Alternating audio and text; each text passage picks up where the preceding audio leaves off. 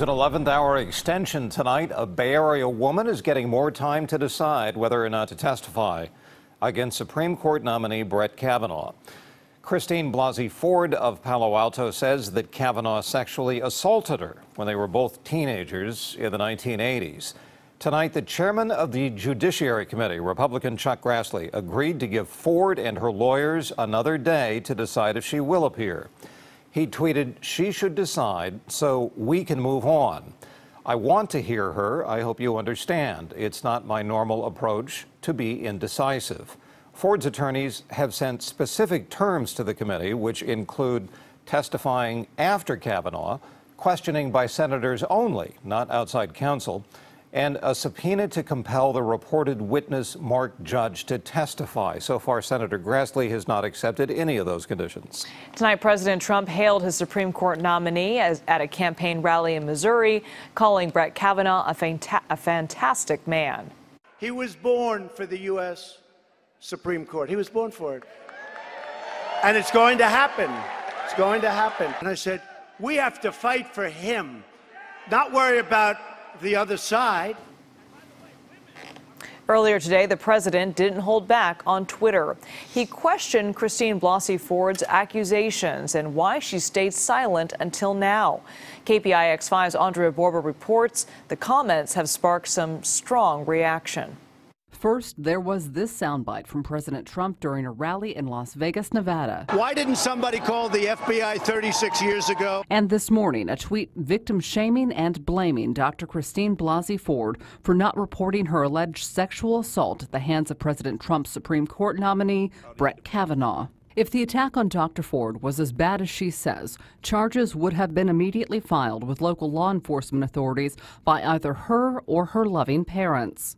Political reaction was swift. I thought that the president's tweet was completely inappropriate and wrong. It's astonishing that the president would stoop to that level and that conduct. Denise Berumen is a sexual assault counselor at Rape Trauma Services in Redwood City.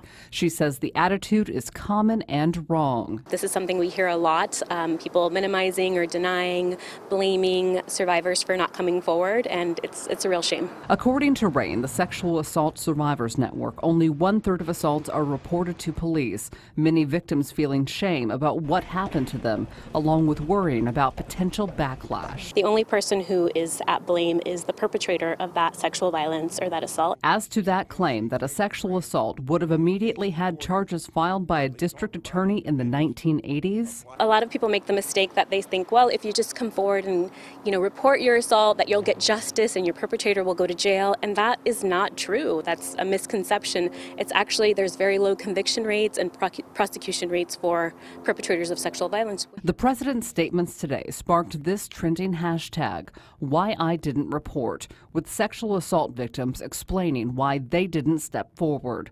As Dr. Christine Blasey Ford and her attorneys are negotiating the terms of her testimony in front of the Senate Judiciary Committee, Congresswoman Jackie Speer has a request for her. Please testify. I know it is putting yourself out there, but you are doing this on behalf of the American people and particularly all the women of this country.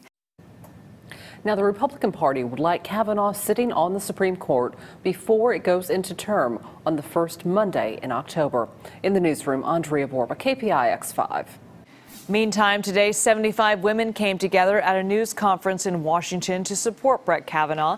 The friends and colleagues of the judge say the allegations aren't consistent with the man they know. Those who know him best have stepped forward to say that the allegation being leveled against him is false, and we are proud to stand with Brett.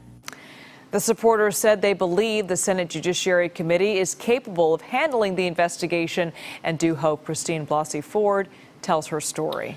At the same time, Ford is dealing with some serious security challenges. Her attorney says that she's been the target of harassment and death threats.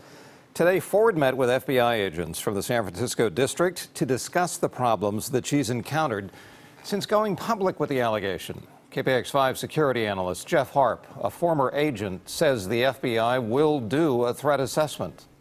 if this threat is serious, and they can go to a judge and they can ask for a search warrant, they can ask for, arrest warrant based off the information they find in a search warrant. Brett Kavanaugh's family has also been receiving death threats, including in emails sent to his wife. U.S. Marshals are investigating.